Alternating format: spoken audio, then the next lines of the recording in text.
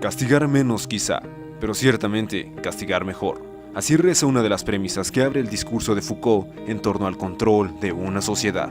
Lo que este autor identificó en las fábricas, hospitales psiquiátricos y escuelas, modeladas según parámetros presidiarios, no surgió como un plan premeditado de alguien para controlar mejor a las personas, sino que convergieron a partir del desarrollo de la humanidad.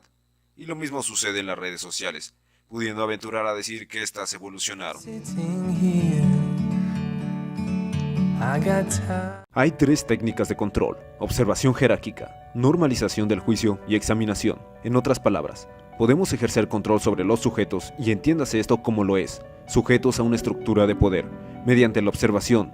El sistema ideal de control faculta a un sujeto, e incluso a una máquina, el poder de verlo todo.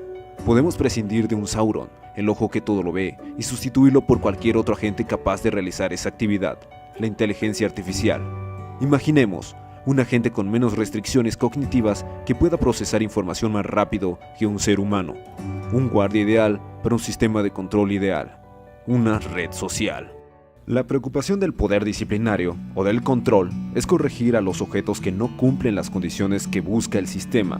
Para el caso de las redes sociales, lo que hace la inteligencia artificial es sesgar nuestra visión del mundo, nos muestra resultados similares a los que buscamos o a nuestros intereses, promoviendo el dogmatismo y, en cualquier caso, el consumo. La razón es que esto nos hace creer que el mundo en el que vivimos piensa igual que nosotros. Para lograrlo, el guardián, o sea la inteligencia artificial, selecciona opiniones como la nuestra, haciéndonos creer que el mundo funciona como nosotros creemos que lo hace. Una sociedad disciplinaria no está interesada en castigar a los sujetos, sino en reformarlos. Bien, ahora te voy a pasar una serie de imágenes. Te enseñaré a reprimir tus emociones y así serás imperturbable y brillante. Pero las reformas no necesariamente persiguen el bienestar. Si lo pensamos de esta manera, no es que el orden y la reforma esté mal, sino con la finalidad con la que se establecen. Lo que buscan las redes sociales es normalizar a sus usuarios a través de los algoritmos. Y sí, también es un guiño a esta plataforma, porque nos sugiere contenido relacionado a nuestras búsquedas, en principio para que pasemos más tiempo en ella, lo que implica remuneración económica. En este sentido, establecen un orden pero con la finalidad de beneficiarse, no de contribuir al bienestar de sus agentes. Para iniciar, presione una tecla cualquiera. ¿Cuál es cualquiera? La codificación y decodificación de la información que nosotros voluntariamente ingresamos en las redes sociales, y algunas no precisamente sociales como YouTube, permite a estas plataformas examinarnos como nunca antes lo habíamos imaginado, porque son métodos para disciplinar que dependen de la examinación jerárquica de nuestros gustos y juicios normalizados. Cuando informamos sobre lo que nos gusta comer, qué disfrutamos hacer en tardes lluviosas, cómo nos describimos a nosotros mismos, qué queremos, combinado a una capacidad de procesamiento que solo una máquina puede realizar, construye a una entidad de consumo. Un número, un dato, información, un bit, al que se le puede atribuir un perfil comercial. Si te gusta el ciclismo, el algoritmo reforzará ese gusto. Más anuncios sobre bicicletas, componentes para el usuario, carreras ciclistas, videos de ciclismo, etc. El objetivo es normalizar a los usuarios. No solo es evitar que salgan de esa zona, que algunas llaman zona de confort, sino reforzarla, haciéndonos creer que todo el mundo está pensando igual que nosotros, y nos parece raro cuando alguien cuestiona nuestra forma de pensar. La razón es que nos están acostumbrando a hacernos creer que todos piensan igual que nosotros, cuando en el mundo eso no ocurre. En aquella frase de Bacon, el conocimiento es poder, aún existía la diferencia entre conocimiento y poder, siendo el primero un instrumento del segundo, pero conforme la sociedad cambió, el poder y el conocimiento fueron indiscernibles, aunque no necesariamente idénticos. Conocer los hábitos de los usuarios en redes implica un poder, se está en posición de controlarlos, porque conocer a los usuarios implica poder controlarlos, y si los controlamos, implica que los conocemos. Vamos a analizar cómo las redes sociales modelan nuestra percepción del mundo, mostrar cómo nos disciplinan para normalizarnos y así ejercer control sobre sus usuarios. Primer paso. Un sujeto se integra a una red social en la que comienza a interactuar, ya sea proporcionando su ubicación, lo que supone que te empiezan a enmarcar en un tipo de información, la relativa a tu país, como noticias sobre sus políticos, cultura, música, películas, anuncios cercanos a tu ubicación, luego sobre algunos de tus gustos. Si eres runner, entonces noticias sobre runners cercanas a tu ubicación, publicaciones en las que se hable sobre ello, Y así podrías seguir la lista sobre otros de tus intereses, que eso va dependiendo de tu actividad en la red social. Segundo paso. Una vez que tienen todos tus datos relevantes, o al menos los que accediste, se construye un perfil. Su construcción depende del guardián del sistema de control, que es la inteligencia artificial, una máquina más efectiva que un ser humano, para agrupar en lo que podríamos llamar un clusters, que son burbujas que contienen elementos del mismo tipo o muy similares, hechas a partir de tus intereses o de los datos que recabaron de tu interacción del sistema. Esto es lo que anteriormente llamamos la examinación jerárquica, así que ya podemos ir viendo a dónde va a parar esto. Como ejemplo de juguete, entras a una red social y te ofrecen números ceros y unos y comienzas a elegir números 1. Eso va construyendo tu perfil, alguien que gusta de números 1. La finalidad de esto es que pases más tiempo en la plataforma.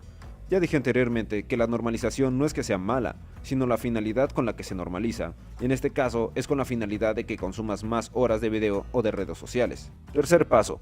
El sistema, una vez que sabe qué es lo que más sueles ver y supone que te gusta, como los números 1, te ofrece más de ese contenido, lo que se alinea más a tu forma de pensar o ver el mundo. Al sistema de control le conviene esto para tenerte atrapado y consumas más, pero también podría reforzar tu dogmatismo.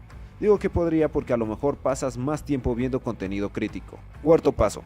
El sistema disciplinario, o en este caso las redes sociales, al mostrarte más contenido del mismo tipo que te gusta, está reforzando tus creencias sobre cómo es el mundo y asumes que este es como tú crees que es, pero eso no implica que esto sea así.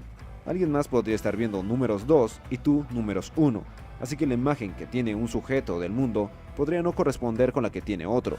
Por supuesto, el sistema disciplinario no está interesado en que esto sea así, sino que tú consumas más, normalizando y reforzando tu dogmatismo. Ahora bien, todo lo anterior aplicado a una de las situaciones más sonadas, las elecciones de los Estados Unidos americanos del 2016. ¿Podrían esas elecciones haber sido ganadas sin la ayuda de las redes sociales? Veamos, la red social polarizó políticas y promovió noticias falsas. El sistema no solo dividió en bandos, sino que abusó de su poder mediático para sesgar la visión de sus usuarios, ofreciendo contenido del que no importaba qué tan bien informado estaba, sino qué tantas veces era compartido, reacciones o likes tenía y monetizado. ¿Has visto que mis videos no tienen tantas vistas o likes como las tendencias? Sí, eso es un poco triste. ¿Pero qué le vamos a hacer? ¿Eso le importa a la gente? Sí. Si tú ves que un canal tiene muchos suscriptores, likes y una gran comunidad, sientes la necesidad de echar el vistazo y suscribirte, independientemente de si el contenido es bueno o malo. Lo mismo pasó con las elecciones.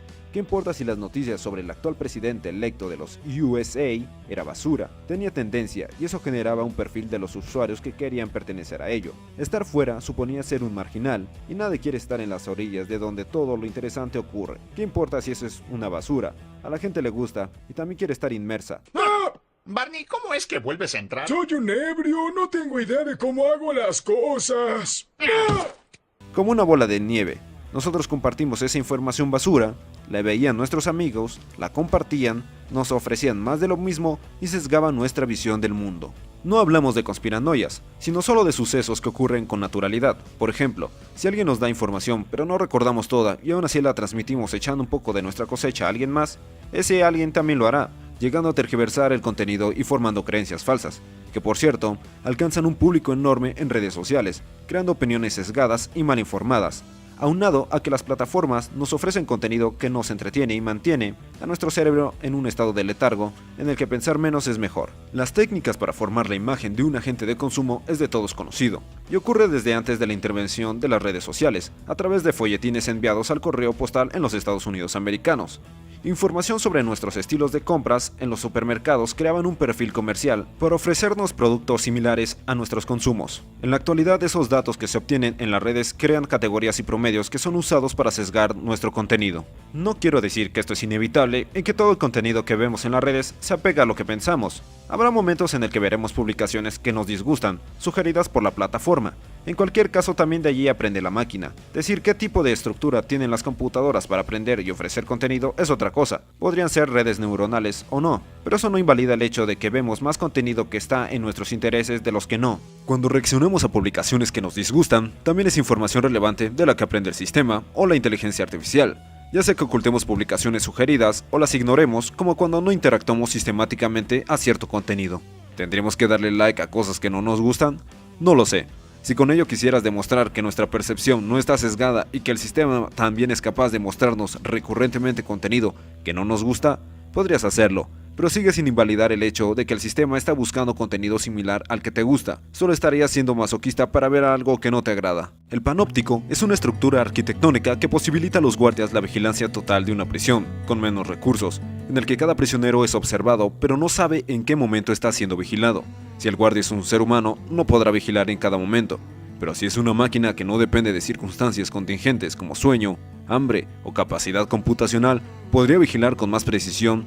Y es eso lo que ocurre en nuestras redes sociales. El vigilante es la inteligencia artificial y las cámaras de vigilancia son todas nuestras interacciones en el medio. No necesitamos de un panóptico para saber qué ocurre en cada momento. De hecho, es una estructura que no ha sido construida, pero el principio del que se sirve sí permea nuestra sociedad y nuestras redes sociales. Vivimos en una época en la que el control a través de la fuerza física es cada vez menos necesaria. Solo basta inculcar en las personas noticias falsas que no corresponden con lo que sucede en el mundo, para generar creencias sobre la inseguridad o sobre lo que hacen o no hacen nuestros gobernantes, como en el caso de Trump. Cuando hablamos de que los usuarios son objetos del poder disciplinario, debemos ser conscientes de que también somos objetos. Para una computadora somos un número, con un conjunto de datos al que se le puede atribuir otro, así que el control que ejercen sobre nosotros es el de cosificación, vernos como simples objetos, susceptibles de que se apliquen técnicas en nosotros y fuerzas de poder.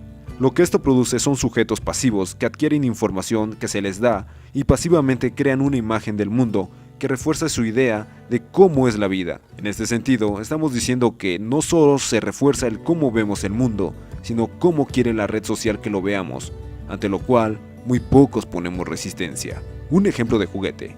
Cuando ponemos una canción y activamos la reproducción automática en Spotify, en algunas ocasiones aceptamos lo que la inteligencia artificial nos sugiere. Dejamos que eso se reproduzca como le venga en gana. No nos interesa en lo absoluto si esto está mal o no. Al fin y al cabo dejamos de percibirlo. Nos resulta más fácil que alguien tome una decisión por nosotros, en este caso la inteligencia. Nos da miedo la libertad, las miles de posibilidades. Sino, ¿cuántos de ustedes no han buscado al menos recomendaciones de películas? Sí, por temor a tomar una mala decisión y ver una película que al final no nos guste, y eso se extrapola en la vida. Dejamos que una red social informe nuestras creencias porque nos resulta más económico que buscar por nuestra propia cuenta. Nos volvemos cuerpos dóciles, más fáciles de controlar. Tampoco estamos diciendo que no debemos dejarnos influenciar y ver otras perspectivas. Así funcionamos.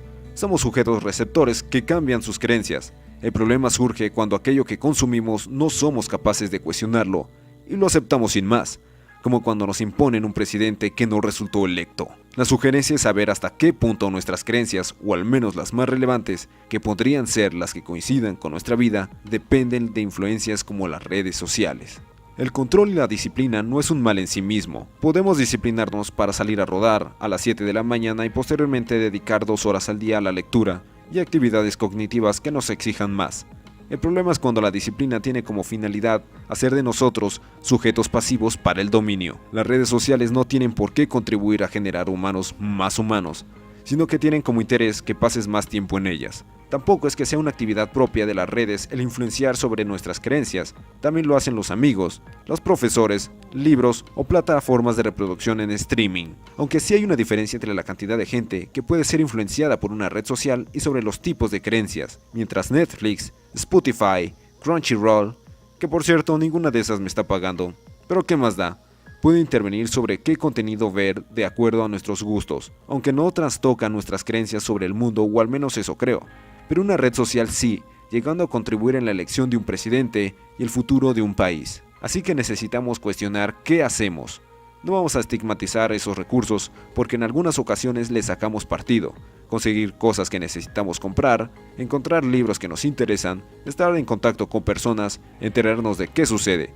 Pero sí sugiero una actitud más reservada en torno a lo que vemos y al tiempo que pasamos inmersos. Quizá tú estás solo en grupos en los que hablan sobre matemáticas y eso está bien, así que el interés de este video es solo mostrar lo que hay, sin pretender ofrecer algún juicio de valor, sino solo de hechos. Espero que lo hayas disfrutado. De ser así, se agradece que lo compartas, se suscriban y le den ese poderoso like. Si no quieren, ni modo. Sin más, me despido, caminantes nocturnos, y nos vemos pronto en otro mini documental. ¡Alá y se va!